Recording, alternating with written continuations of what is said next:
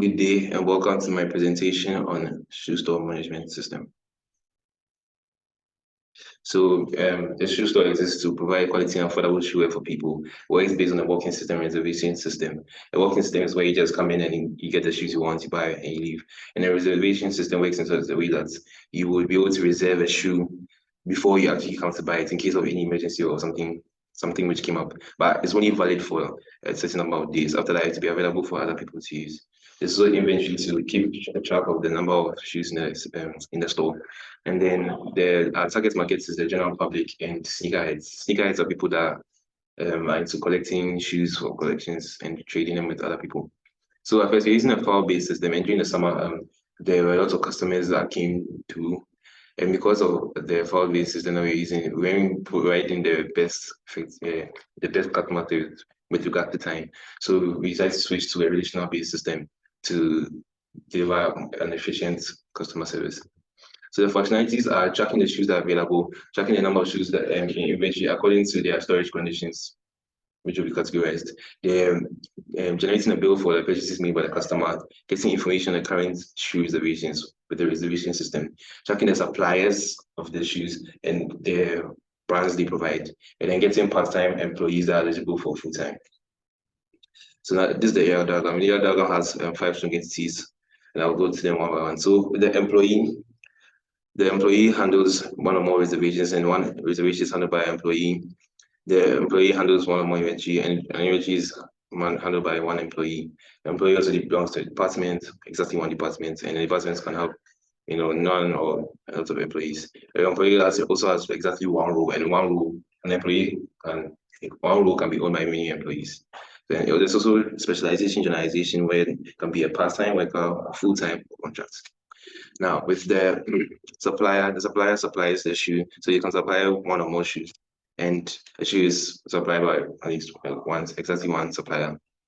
Customer also makes payments, one or more payments, and payments is made by at least exactly one customer.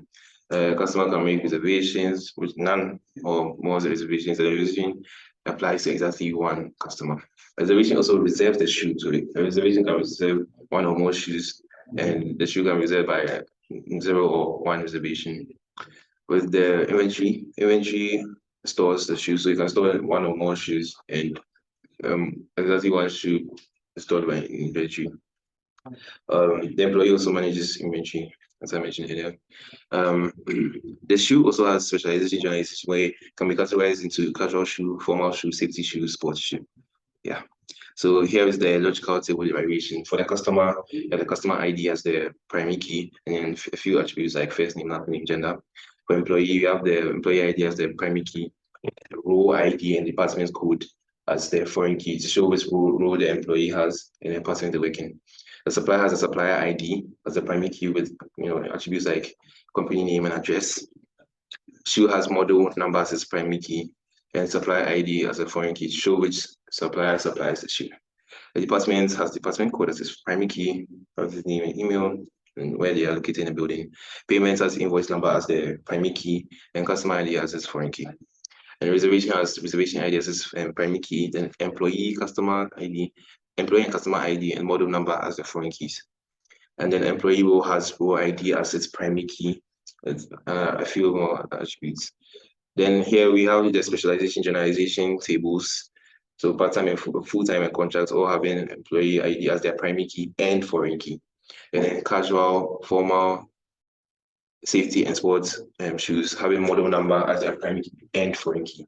And then there's also an inventory so we can see the inventory ID as this primary key, and then the model number which is the shoe ID, and the employee ID as its foreign key. Now I'm going to step into the code. Okay. So yes, I created the table for all the strong entities and weak entities. So here's a customer table with gender being and can be now, right? Because the department table, and then the email has to be unique and not now. It's very important that you have email. The employee role table, the employee table, and you check whether the daily hours are greater than 0. Email has to also be unique, and gender is not now. The full-time employees are also having a bonus of for zero. The salary as a decimal. And you have to check whether the salary is greater than zero because you also have to pay your employees. Very important. Part-time employees having eligibility, which means which I'll explain later on. Contracts when they start, when you're going to end, fee that you get in, the end date has to be greater than the start date, so let's just check for that. So with supplier to you have the ID, the name, things I mentioned. Shoe has the color, the size, brand, the material it's made of, and how to maintain it. And then 4 key is a supplier ID.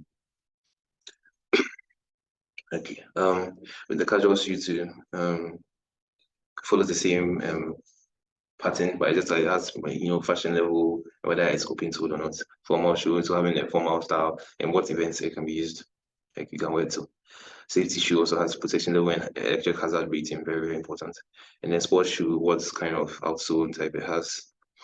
Then there's reservation with the so I mentioned earlier that you can only reserve the shoe for a number of days. So it checks whether the day I come to collect it and the day that you reserved it, the difference between them is less than 3. So if it's not less than 3, then it's the shoe is made available for someone else to come and buy it if the person is present. And then payments, you have payments method like cash, mobile money, bank, card, mixed, all of that.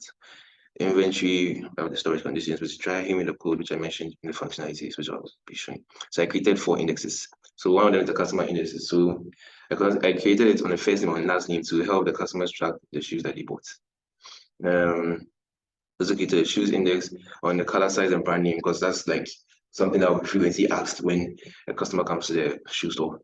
There's also a unique index on the supplier and the company name and email. That's anything, can just search the company's email and then we get the name, and it helps with the queries that I'm about to explain. And then also checking the eligibility on the part-time employees, which would be used in a query later on. So yeah, just the data population. Okay, let me run it.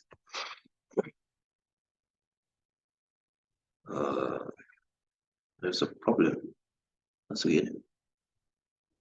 That's line 1. Did I touch something? Run it again. Okay, yes. So the first query is about tracking the shoes that are available. So this is very important because you want to know what kind of shoes that you have in your store. So if someone comes in, they ask, you can easily just look it up and then say, okay, this is what's available, this is what you want or not. For generating the bill for a purchase made by a customer, you need to track like the customer, what they've come to buy and when they bought it, in case of any emergency or any complications that might happen later on. Tracking the number of shoes in which you're going to store it. So if you're storing it, like we need to know how they are stored, right? And the storing conditions, dry, humid, and cold. So you know that okay, this number of shoes are here, for dry, for humid, and cold. Like enables you to make good decisions when it comes to like how you store them and where you will store them in the shop. And then there's also getting information on current shoe reservations, which it could be used to it could be used to show that okay, maybe people are reserving the shoes a lot rather than coming to buy. So maybe there's a problem. So you can make a decision, a strategic marketing decision based on that. Maybe you can even say, okay, we are going to reduce the number of days that you can reserve a shoe so that you can get more people to come there and buy. And then tracking the suppliers and the shoe brand label are very, very important because we need to know the kind of shoes that we have in stock and the people that we're getting it from. And maybe customers are more adamant on getting maybe Louis Vuitton. So okay, maybe you know that this is what they want more. So then we try and get more suppliers of Louis Vuitton. And then getting part-time employees that are eligible for full-time, sorry. So this is something that like if we have part-time employees, right? And then they are working consistently, working 5 days in a week.